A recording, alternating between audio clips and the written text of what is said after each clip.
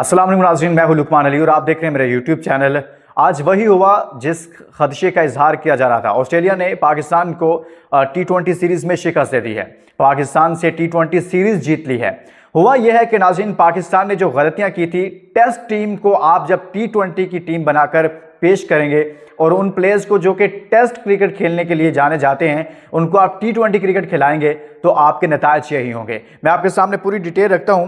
मैं नहीं कह रहा, पाकिस्तान के साबिक क्रिकेटर्स कह रहे हैं कि आपने जब फ़खर जमान को ड्रॉप किया, आपने जब आसिफ अली को ड्रॉप किया है तो उसकी कीमत आपको चुकाना पड़ेगी। और आज पाकिस्तान ने ऑस्ट्रेलिया में उसकी कीमत चुकाई है। ऐसे मैचेस, इस तरह के मैचेस सिर्फ और सिर्फ आसिफ अली जैसा बैट्समैन ही जितवा सकता है। और आपने उसकी जगह पर आपने टेस्ट प्लेयर्स को T20 में शामिल कर लिया। जब आपने टीम T20 की बनानी थी तो बना दी टेस्ट की। और आप ये अंदाजा कीजिए कि पाकिस्तान ने आज के मैच में पहले 9 ओवर्स में 9.2 ओवर्स में 9 ओवर्स और उसकी दूसरी बॉल पे जाकर पहली बाउंड्री लगाई है। पहले 8-9 ओवर्स पाकिस्तान ने कोई बाउंड्री नहीं लगाई। आप यहां से अंदाजा कीजिए कि हम ये T20 खेल रहे हैं, ये T20 की टीम है। मैं पूरी डिटेल आपके सामने रखूंगा नाज़रीन, और किस तरह से हम हारे हैं। हमारी बैटिंग को देखिएगा, सिर्फ पूरे टूर्नामेंट में एक बंदा वन मैन शो पाकिस्तान की तरफ से लड़ता हुआ नजर आया है। और उस पर हालांकि मैंने शुरू में तनकीद की थी, लेकिन उसकी परफॉर्मेंस का मैं इतराफ करता हूं, वो है हारिस रऊफ।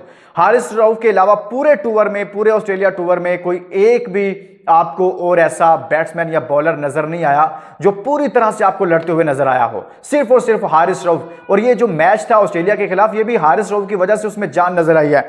मैं पूरी आज के मैच की डिटेल आपके सामने रखता हूं और फिर आपके सामने रखूंगा कि क्यों आसिफ अली के साथ ज्यादती की गई, क्यों फ़खर जमान को ड्रॉप किया गया, जो T20 क्यों साइम अयूब को ड्रॉप कर दिया गया। लेकिन आगे बढ़ने से पहले दोस्तों, जो नए दोस्त आए उनको वेलकम कहता हूं और चैनल जरूर सब्सक्राइब कीजिएगा। ये आपका चैनल है, यहाँ आपको बहुत सारी इनसाइड स्टोरीज मिलेंगी। और साथ में आपने कमेंट्स में जाकर राय भी देनी है, पार्टिसिपेट करना है कि क्या आसिफ अली को पाकिस्तान के T20 स्क्वाड में होना चाहिए, T20 में उसको वापस लाना चाहिए या नहीं लाना चाहिए। आप आसिफ अली का नाम लिखेंगे कमेंट्स में जाकर, और साथ में आप एनालाइज कर सकते हैं, कमेंट्स में अपनी राय दे सकते हैं कि पाकिस्तान T20 किसकी वजह से हारा है। उस प्लेयर, उस बॉलर्स का नाम लिखिएगा।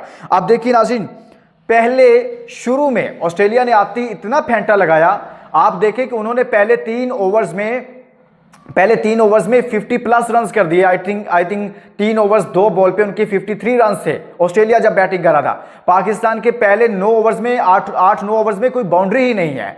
तो ये फर्क नजर आया आपको, आप किस माइंडसेट के साथ खेल रहे हैं। जब बारिश होगी पहले मैच में तो आपने आते ही पावर हिटिंग की कोशिश की, हिट आपसे लगती नहीं है। आपसे ये जरूरत पड़ जाए कि आपने बस स्ट्राइक रोटेट करना है और आपने गेम को लेकर चलना है, वहां पर भी आपके हाथ पांव फूल जाते हैं और वहां पर आप इतनी डॉट बॉल खेलते हैं। आप कैप्टन रिजवान को देखें कि कितनी डॉट बॉल खेली है। मैं तो हैरान हूं कि यार कैसे ये सारा कुछ कर रहे थे। पाकिस्तान की बैटिंग देखें, ऑस्ट्रेलिया ने पहले 147 रन बनाए, मैं डिटेल बता देता हूं, और पाकिस्तान 134 रन ही बना सका है और पूरी टीम आउट होगी। 13 रन से पाकिस्तान को शिकस्त हुई है। अब ये देखिएगा, रिजवान 26 बॉल पे 16 रन बना रहे हैं। पाकिस्तान टीम के कैप्टन मोहम्मद रिजवान, मैं 2 प्लेयर्स का कहता हूं कि यार इनकी T20 में जगह नहीं है। मोहम्मद रिजवान की ODI में बेहतरीन है, इनको खिलाना भी है, इनको कप्तानी भी दिए रखें, लेकिन T20 में इनकी जगह नहीं बनती। मैं सच अपनी तरफ से मेरी राय है, आप इख्तलाफ भी कर सकते हो। और बाबर आजम की, अब रिजवान 26 बॉल खेलता है। आप देखें, जब अकेला बंदा 4 से 5 ओवर्स T20 के एक बंदा खेल जाए और सिर्फ 16 रन करेगा, वो भी ऊपर के नंबर पर ओपनिंग में आके, तो आप बताएं मुझे कि बाकी बचेगा क्या। तो वहां से मैच की टोन क्या सेट होगी। आपने मैच को वहीं पर फंसा दिया, वहीं पर मैच को आपने धकेल के रख दिया था। बाबर आजम 3 बॉल पर 3 रन, बाबर एक मरतबा फिर नाकाम हुए हैं। तो मैं ये कह रहा हूं भाई, थक गए हम कह के कि भाई ये T20 के प्लेयर्स नहीं है। T20 के प्लेयर्स नेचुरल प्लेयर होते हैं जिनके पास पावर हिटिंग की स्किल्स होती हैं, इनके पास नहीं है। ये टेस्ट खिलाएं, ODI खिलाएं इनको। आपके पास साइम अयूब था, आपके पास फ़खर जमान था, आपके पास आसिफ अली था। आसिफ ने आपको मैचेस जितवा के दिए माजी में कितने, जैसे आज आखिर में जाकर 12 बॉल्स पे आपको 24-25 रन चाहिए थे। मुझे बताएं कि आसिफ अली को 1 ओवर्स में 2 से 3 मरतबा ऐसे हुआ कि आपने उसे कहा कि हमें 6 बॉल पे, आप 7-8 बॉल पे इतने रन करके दो, उसने करके दिए आपको। तो ऐसे मैचेस जीतने के लिए आपको एक ऐसा बैट्समैन रखना पड़ता है। वो जरूरी नहीं कि हर मैच में वो परफॉर्म करें, लेकिन हमेशा जो ये कहते हैं ना हमने 2022 का T20 वर्ल्ड कप जीता, खेला, फाइनल खेले, सेमीफाइनल खेले, वो आसिफ अली और नसीम शाह की बदौलत खेले थे, वरना बाबर आजम और रिजवान साहब की बदौलत आपने नहीं खेले। इन दोनों की सिर्फ एक ही इनिंग है और वो इंडिया के खिलाफ है कि जब आपने वर्ल्ड कप में T20 वर्ल्ड कप में इंडिया को हराया था, इन दोनों ने ओपनिंग की थी। बाकी सब में हमेशा इन दोनों ने मैच को फंसवाया है और बाद में आसिफ अली आकर कहीं जितवाता था, कहीं नसीम शाह आकर 5 बॉल पे 20 कर रहा है, कहीं पर आसिफ अली कर रहा है। तो आज भी ऐसी सिचुएशन थी और यहां पर तमाम साबिक क्रिकेटर्स कह रहे हैं कि भाई जब आपने पूरी टीम टेस्ट बना दी है, आपने कम से कम कोई एक तो पावर हिटर उसमें रख लेते, कोई एक तो ऐसा बैट्समैन होता जो इस तरह के मैचेस की नौयत को समझते हुए आपको कम बॉल पे ज्यादा रन्स करके देने वाला प्लेयर होता।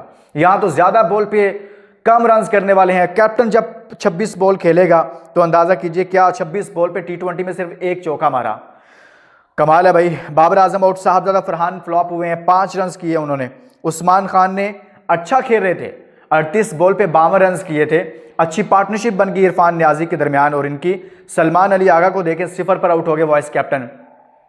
सलमान देखें जहां पर आपको जरूरत थी रन करने की, वहां पर आपने हाथ पांव फूल जाते हैं आपने कहा बस इतने बुरे तरीके से हारे हैं यार। आप उनके बैटर्स को देखें कैसे खेल रहे थे। फिर देखें अब्बास अफरीदी ने 4 रन बनाए, शाहीन शाह अफरीदी जैम्पा ने आउट किया इनको, नसीम शाह ने 0 रन बनाए, जैम्पा ने आउट किया इनको, सुफियान मुकीम रन आउट हो गए। अब बाकी बचा क्या था, सिर्फ एक इनिंग आपको नजर आई इसके अंदर, वो थी उस्मान खान की। अब ये देखें कि आपने टोन ही गलत सेट कर दी और भाई ये T20 की टीम बनानी है आपने।